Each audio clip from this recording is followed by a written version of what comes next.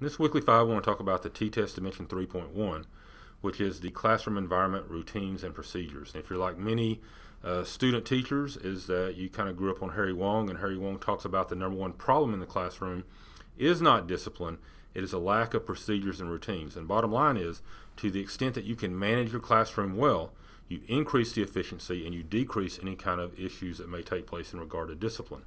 And so you see here that this particular dimension looks at that the teacher organizing a safe, accessible, and efficient classroom. And so when we move from the proficient to distinguished area, now proficient looks at procedures are in place for the most part, students are actively participating, and the classroom is generally safe. And those are areas that are going to be very important. So even if you have a very good classroom, that's still going to be in the proficient area.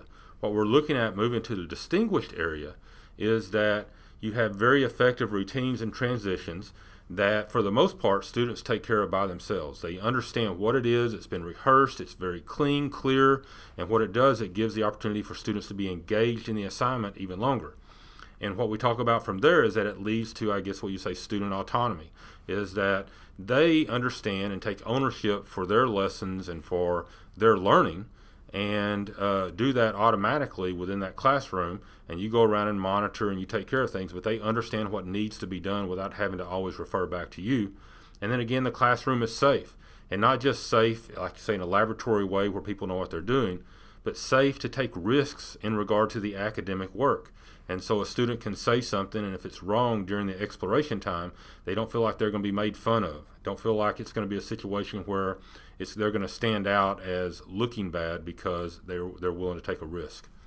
So, from the part of teachers, we want to see that teachers are, and as a teacher, what you want to make sure you're doing is that you are training the students to be able to handle the movement and the transitions within the class that are done in a very efficient and effective way, that are very purposeful and not just something that's randomly taking place.